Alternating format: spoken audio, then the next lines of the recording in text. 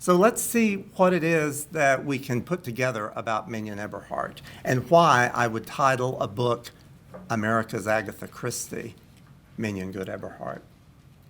She was born over in University Place, very near Nebraska Wesleyan, where I teach, and she attended Nebraska Wesleyan as well. Her father, Bill Good, was the owner of an ice manufacturing company back in the day when they would go to the Salt Valley Creeks and cut the blocks of ice and wrap them in burlap and put them in a sort of a basement area near at his manufacturing company, and then go about and sell it.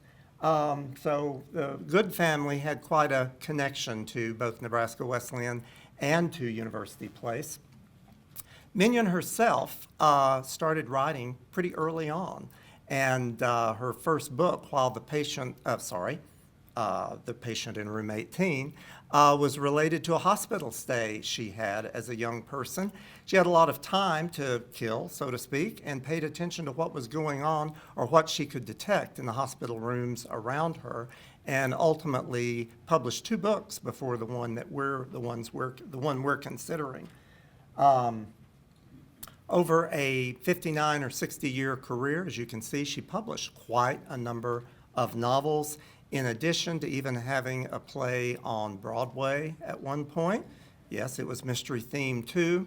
And she was published in 16 different languages, or her works. I think this is something really important to remember. Someone who has that long of a career and who starts off in the 1930s, really, serves, I think, as an important figure in terms of her ability to be a businesswoman at the time, to navigate what was a very different world in publishing, to gain a readership that was not only local or national, but worldwide, and to make a lot of money in the process. Her books are interesting in the mystery genre, but we come back to that question of Agatha Christie. Was she America's Agatha Christie? Well, a reviewer for the Miami newspaper thought so, or at least thought that was a clever way to so name her, and her publishers liked it because they put it on the back of a number of book jackets. Well, as an Agatha Christie fan, I got to thinking, how was she like Agatha Christie? As you can see from this slide, there are some others she knew. When you live your life through most of the 20th century, 1899 to 1996, you meet quite a number of people. Some of them are listed here, both Nebraska writers and folks that she met when she spent with her life with her husband in Chicago and on the East Coast. So I started wondering with this project how to answer the question that's posed in this early publicity advertisement. What was her secret? So, Agatha Christie, Mignon Eberhart, where do they connect? Where do they diverge? They were both pretty private about their lives. Christie had a disappearance in 1926.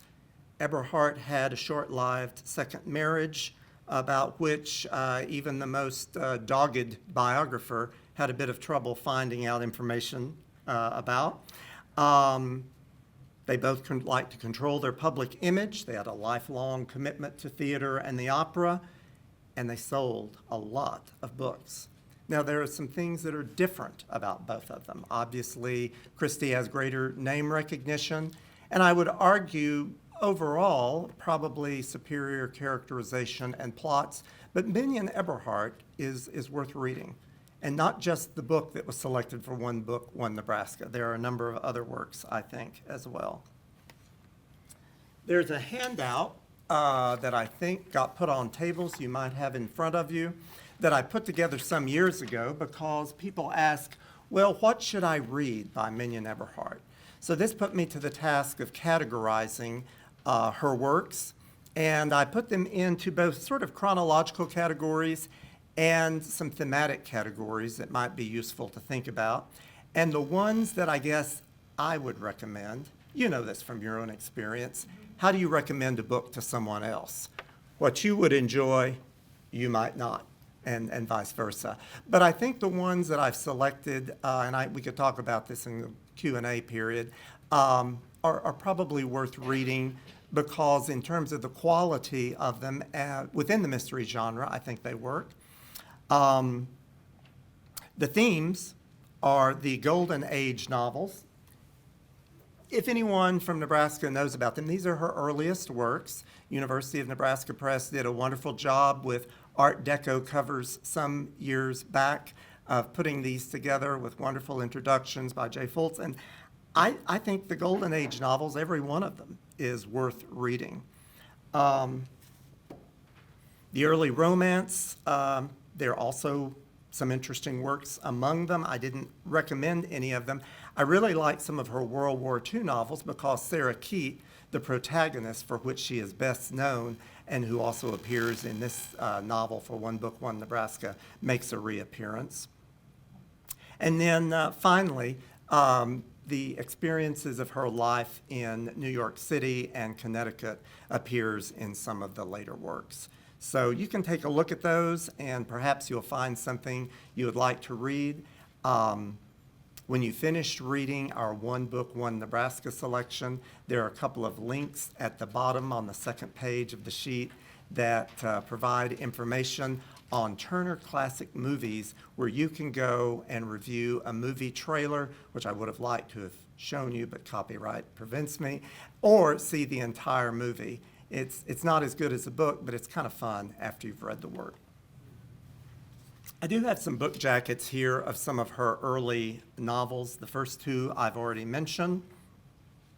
And I think Eberhart did something really well in creating Nurse Sarah Keat, a middle-aged person who has an acerbic wit and an observant eye as a nurse, and finds herself helping solve mysteries with her friend, Detective Lance O'Leary.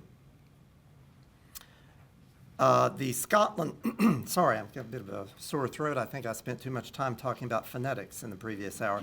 The Scotland Yard Prize that's mentioned was a promotional campaign by Doubleday. I don't think Scotland Yard has ever awarded prizes for mystery novels. I can just see the people around Scotland Yard saying, this is really great, we should give this our award. But it was a clever name for a prize, and it was a prize nonetheless. And $5,000 back in 1929 was, well, it's nothing to sniff at today, is it? Here is the original cover of The Mystery of Hunting's End. And I guess what I want to spend a little bit of time, and I'll try to, I think I'm not going to have to do any spoiler alerts for those of you who have yet to read the novel. But I think I can give you the scenario pretty easily.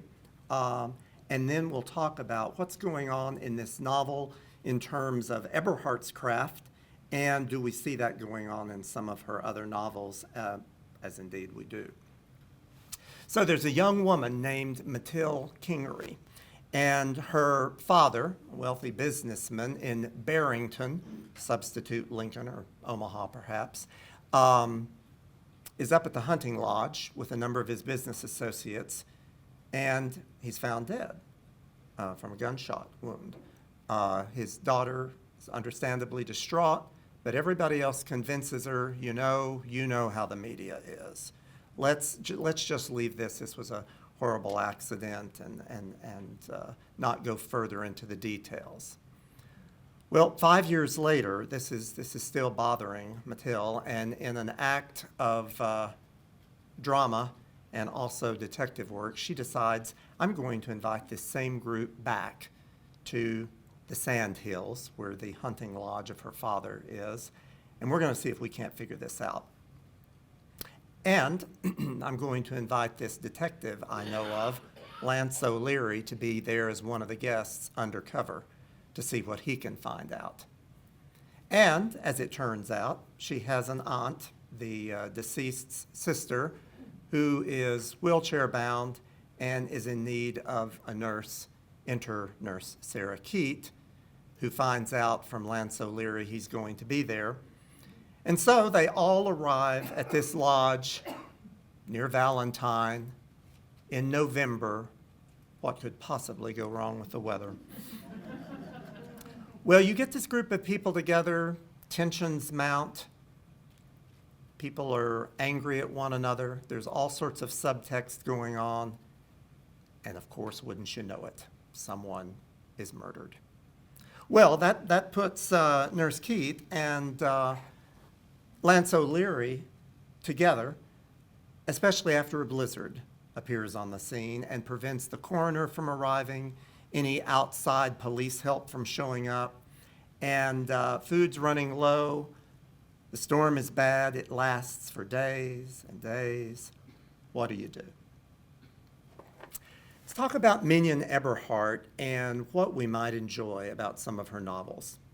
No less than Gertrude Stein, who met Mignon Eberhart on her Lectures in America tour in the 1930s, praised Eberhart to Fanny Butcher, who was a book review editor for the Chicago Tribune, and said, you know, there's nobody who can paint a scene, who can create the atmospherics, who can describe what's going on like Mignon Eberhart. With your indulgence, and hopefully with a better reading voice or speaking voice than I'm exhibiting now, let me read from the early pages of this novel.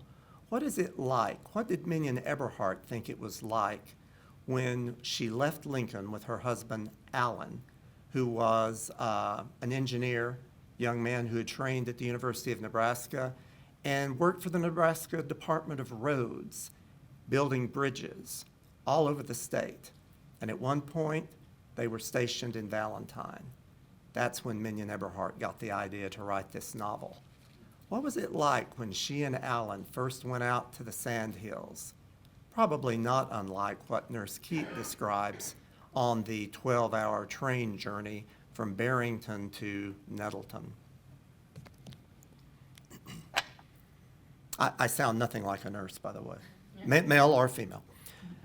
As I've indicated, the trip took exactly 12 hours, and I never knew any 12-hour journey to make such a difference in one's physical surroundings, unless it is the first 12 hours of an ocean voyage, when you go to sleep in harbor with the lights and surging motion of a city at hand, and awake in the middle of a trackless waste of water with boundless horizons. In fact, that portion of our country, which I believe is called the Sandhill Country and abounds in duck hunting, is not unlike the ocean in its loneliness, its immeasurable horizons, its effective existence bare of everything save still, swelling reaches of water and sky. But the waves were sandhills, rolling so boundlessly and silently that they gave an impression of incalculable power and strength, in whose grip I and the driver beside me and the little car which had met me at Nettleton were like paper toys, unreal and flat and entirely without meaning or value. And the sky was not blue, being instead a heavy leaden gray, which blended imperceptibly into the dun color of the far reaches of sand. And there was a track through the sand, only a track, however, along which the automobile pitched and lurched and struggled. I think I've been on that car ride at my grandparents' farm in years past, but this is how we get into the novel, and we get a real sense of the environment, which of course in itself is another character in this novel. So what does Mignon Eberhart do to invite our close reading in this novel and other novels? Well, there's Nurse Keith herself, who has candid observations of other characters, and one need not read too closely to see what she or her creator, Mignon Eberhart, is up to when she has Mignon describe a series of characters, all suspects, all initially potentially innocent, until the descriptions veer into the potential for there being a murderer. There are character exchanges that Eberhart does really quite well. One doesn't grow up in the Midwest without knowing something about speech act theory, specifically indirect speech acts. There are details she provides that invite readers' reflection. When she tells us that Aunt Lucy has picked up sardonyx jewelry, and we remember, well, this is kind of an ancient stone that has a connection to Egypt, and that if you're into the healing powers of stones, which I am not, I am grateful for my medical care, but I also do not dismiss, let me say very quickly, you can take sardonyx stones and place them at the four corners of your room, I have read, and find healing properties in them. There's also a kind of protection against evil or wickedness. So Aunt Lucy knows this. Nurse Sarah Keat does not. Surprisingly, she doesn't like sardonyx. I think it's more an appearance-based response. Well, there's the atmospheric creation of scenes that Gertrude Stein noted.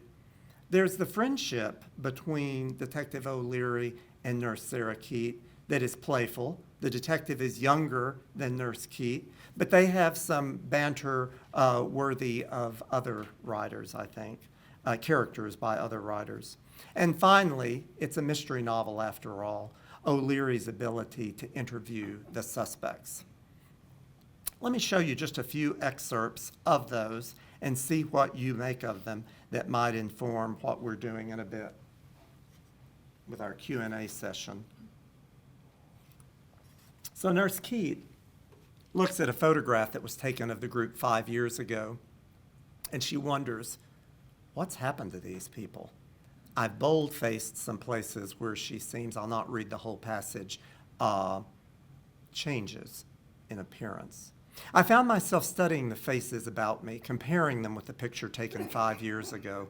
Who had changed? How? Helene was much stouter. Was that why her eyes looked craftier, less languishing? The little Baroness had possibly had 5 years of rather difficult financial battles. Had it been that which had laid layers of paint on her face and had dyed her hair so crassly gold and had given her hard little fingers that clutching, grasping look? Had that 5 years alone made Julian Bayer's handsome eyes more discreet than ever? And so on and so forth. She takes on the male characters as well. I don't know about you, but I would not want to be under the observant eye of Nurse Keat. Well, here's a little exchange between two of the men, both of whom we later discover seem to have been paying a lot of attention to Mathilde, the younger woman whose father died. One is Joe Paggi, the opera singer, or Paggi. Aren't we going to have some music, suggested Lal Killian. How about it, Joe? Paggi shrugged. I'll sing if my wife will accompany me. I don't want you, Lal. How do you know I was going to offer my service? Asked Lal lazily. He was standing beside Mathilde's chair, looking rather fixedly at the feather fan. It now trailed extravagantly over her arm, making the soft flesh look whiter than ever by comparison. As a matter of fact, I was not, though you might do worse. And I can do better. You make everything sound like a dance tune.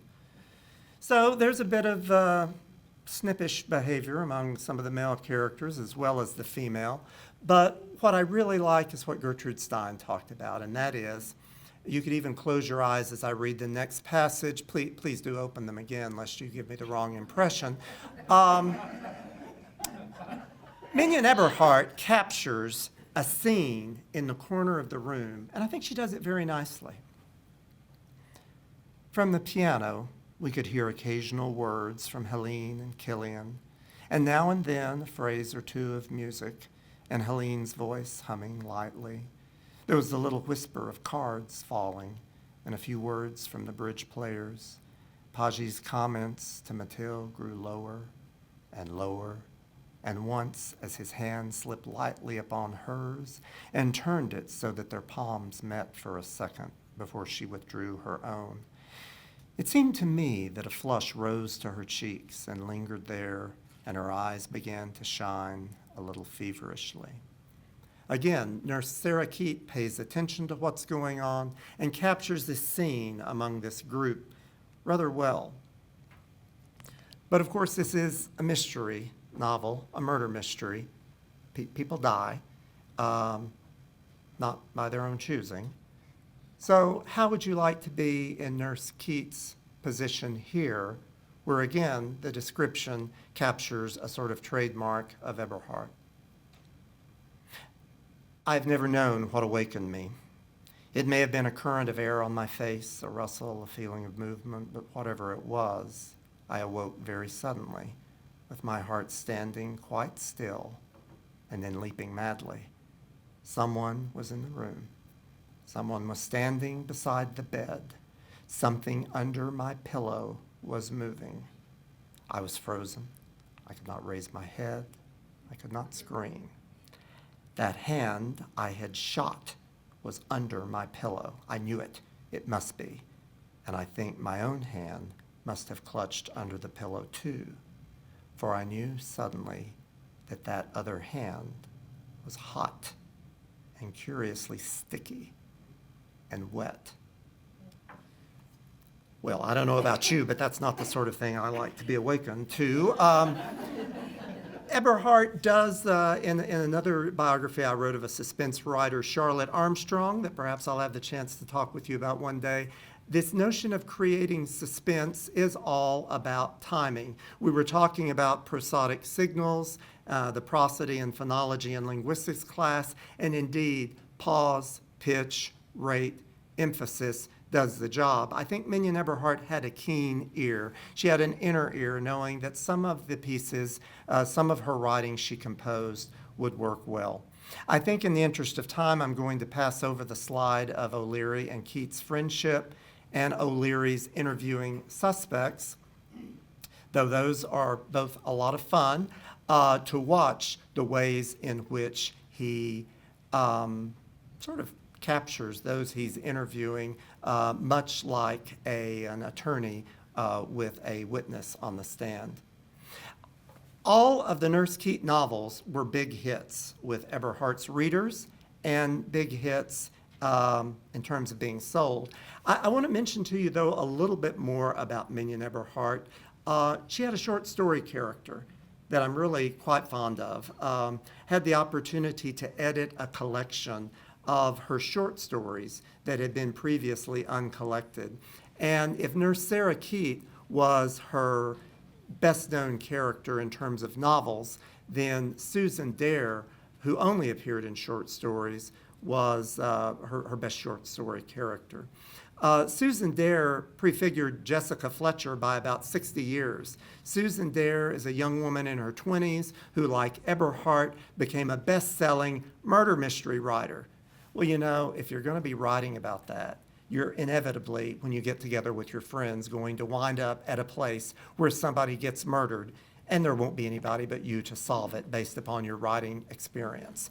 That's the case of Susan Dare, who, again, a lot of fun, and yet maybe another alter ego of Mignon Eberhart. I've mentioned about the Gertrude Stein quotation. The House on the Roof is another fun novel from that early period of Eberhart's to read, taking place in Chicago, involving an opera singer. Mignon Eberhart was a regular at the opera during that time, at the Civic Opera House. You know it, you see it right whenever you're in Chicago.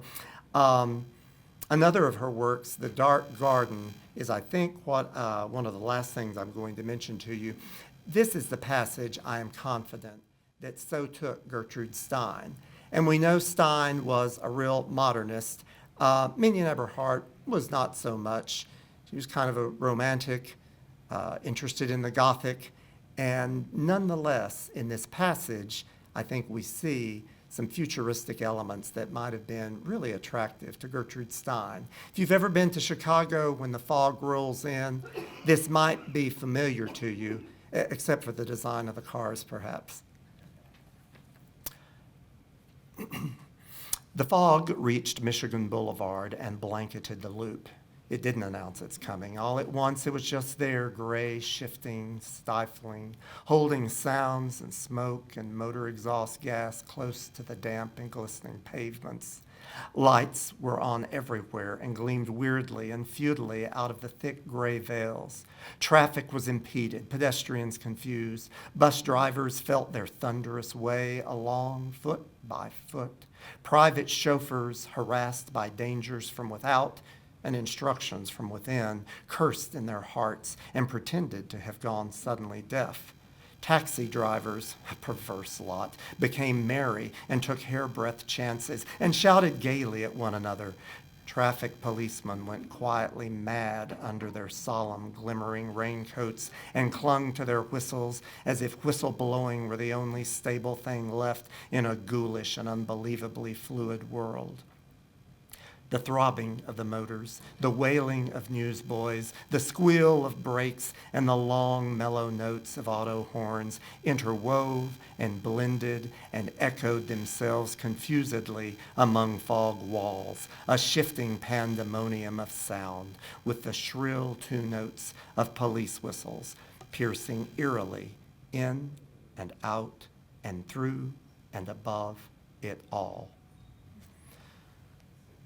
Well, Death in the Fog was quite popular, not only here, but just as a reminder of Mignon Eberhart's career, it was published in magazine form. Many of her works, like those of Dickens, were serialized in newspapers, the Toronto Star being a big fan, and there were publications both in the United States and in England. The Scandinavians loved mysteries, hence all of those different works.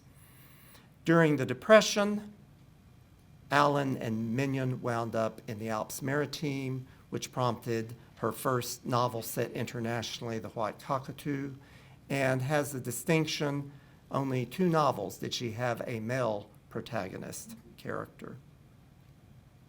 Well, there are a lot of things that we could say about Mignon Eberhart, and I think I'd prefer to have you discover some of them from your reading of her works.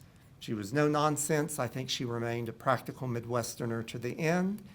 She was a businesswoman who wrote to live. She protected her privacy. And she was an artist who transformed events in the world around her into motives for murder. I argued in the biography that a mirror was one way of understanding her. She did a little bit of reframing of her life. Her father was no longer the Iceman, but the owner of a small manufacturing company. In her later novels, she didn't grow up in a small Midwestern capital city, but a Western university town. So, the business world of publishing was ever present in her mind as well. What is her significance? I hinted a bit of this at the beginning of the talk. She was an early female mystery writer, paving the way. And now in Women's History Month, I think she's an important person to talk about. She introduced strong female characters with common sense and moxie, and both of those would apply to Nurse Sarah Keat and Susan Dare, as well as some of her other characters. She published in Good Housekeeping and a host of other magazines connected with the Butterwick Sewing Company, some not, in the 1930s and 40s, when that was a way of building your reading audience as well. And she made her way in a publishing world that was dominated by men. And if you read a lot of her novels, decade by decade, you get some references to things that you might have forgotten about or never known. Because like other writers, Mignon Eberhart built these cultural touchstones into her novels. And they're references without footnotes, but if you start wondering, well, what's that about? You might find yourself not chasing down a rabbit hole, but finding an interesting historical matter that you didn't know about. With that, I'll stop and I'll invite any questions you might have. Thank you again for coming. It's been my pleasure to spend this time with you.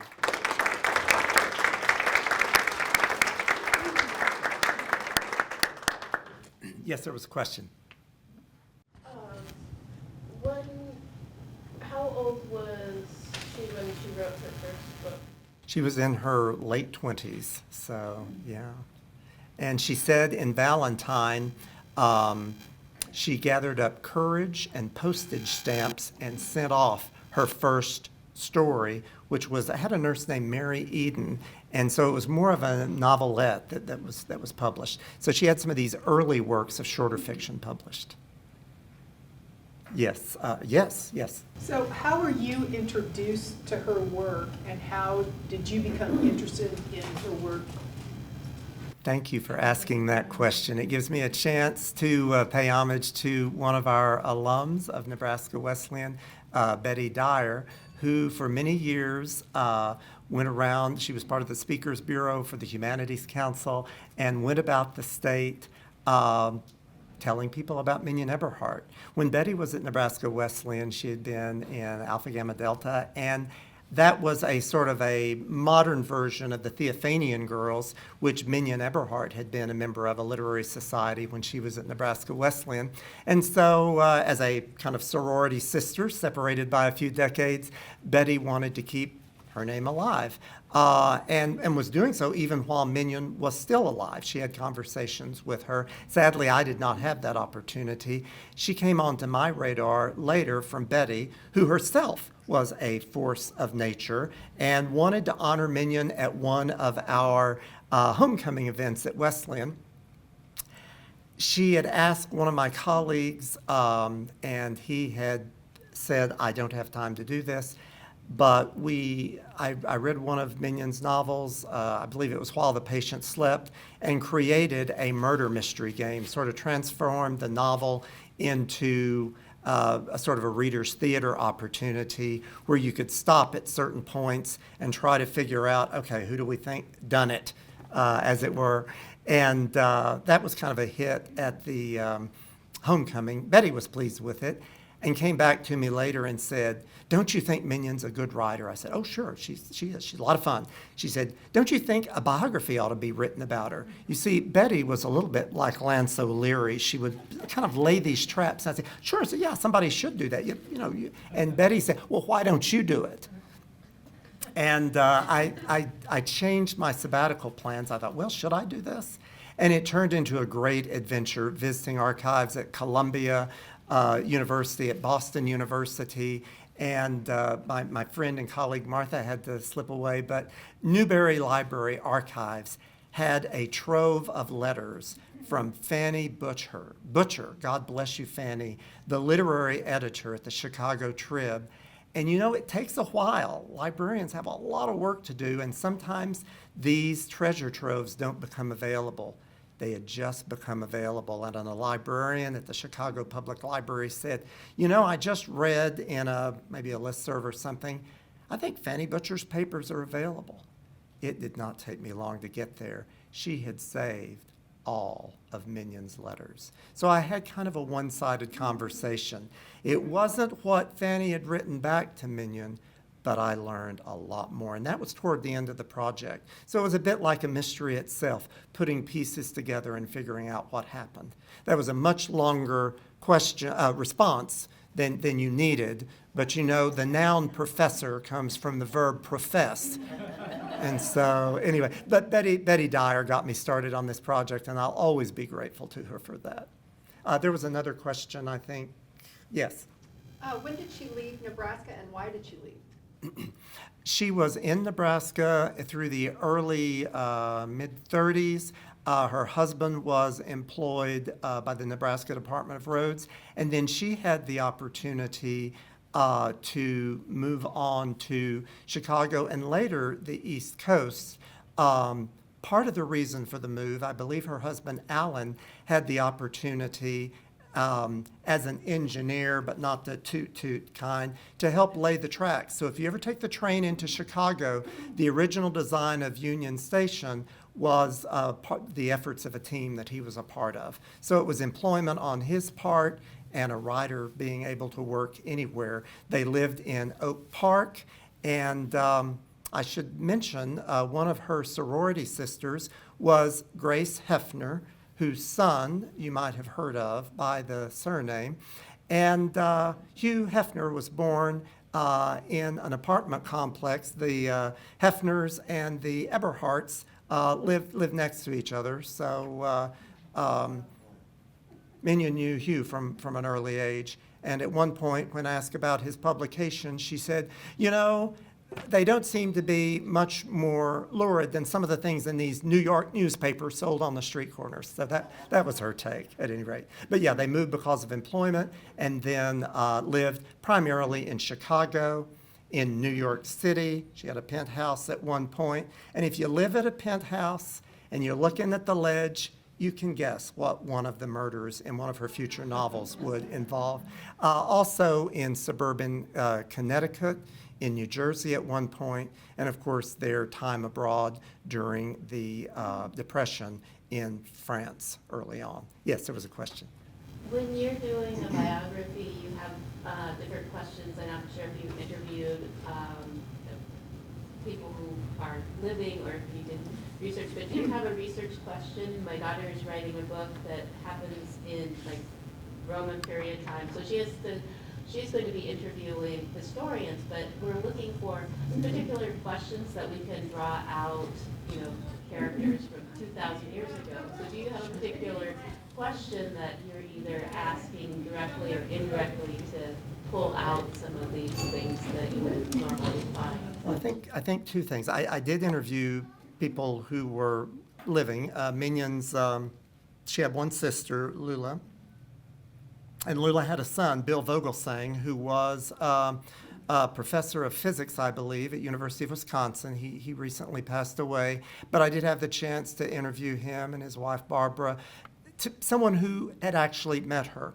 Mignon had a lot of friends that I needed to track down, so I needed to find who do I want to interview. Ms. Justice Lawrence on Park Avenue, whose husband had been in the Eisenhower administration, also was a friend of Mignon.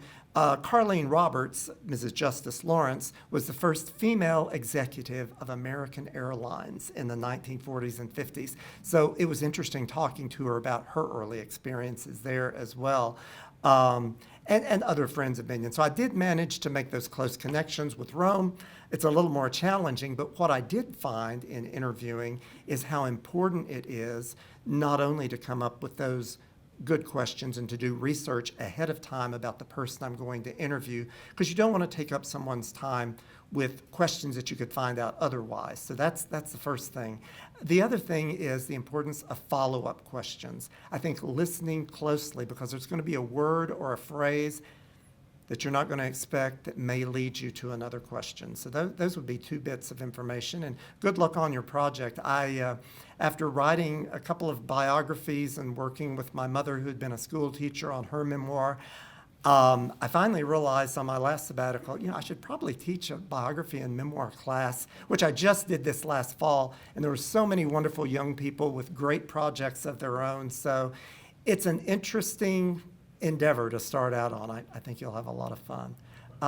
There was another question, I think, maybe or maybe not. Yes, sir. I was glad one of your later slides mentioned her wicked sense of humor, because I wanted to laugh at some of the passages you read. Do you have any comments on her style of humor? How it works? I would say, as you can tell, she understood indirect speech acts. She understood how to bring out the sort of snippy, acerbic character of Nurse Keat. And I expect, from people I talked to, Mignon Eberhart herself was quick-witted, but it was very low-key and understated. And I think her zingers, as I like to imagine, probably sailed by, and it might have taken people a moment or two to realize, oh, well. So yeah, I think she did have a nice sense of humor, and one of her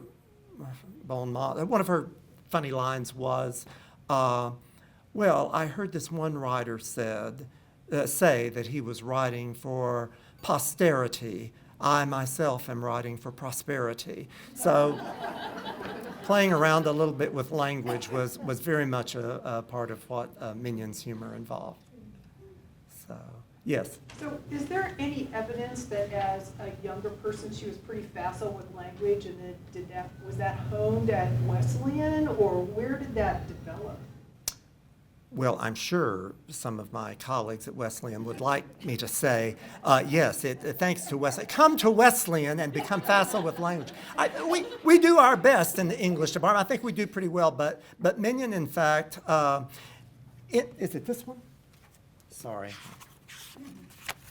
I believe, yeah, the dedication in The Mystery at Hunting's Inn is for Lou, L-O-U.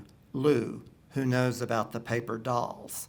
Okay, so I'm going to kill two birds with one stone here. There's the humor, because if you've got a bit of a wicked turn of a mind, and I'm sorry, if you're going to write about murder mysteries, you have to have a little bit of a wicked turn of mind. Who are these paper dolls if we're going to play around with ambiguity? And who is Lou, and what's that all about? Now I'm quoting Charles Schlesinger, one of Mignon's literary agents who I got to interview in New York. But it's Lula, or Lulu, her sister, Lulu Vogelsang. And when Mignon and Lou were little girls, they would play with paper dolls. Lou liked to cut out the outfits for them, probably a Schiaparelli gown and some Ferragamo shoes, you know. And Mignon made up the stories about them. So that was the game for her. When Lulu got the characters dressed, she was done. Mignon, the game's just beginning. What are they doing? What are they going to say to each other? So I think, yeah, from a very early childhood, there's that story, that anecdote about this tradition. And then when Mignon was at Nebraska Wesleyan, I'm sure, and in high school, she was at Jackson High, now the site of Huntington Elementary. I'm sure classes that she took, she leaned more toward the classes in literature. She loved Shakespeare. She was quite an avid reader.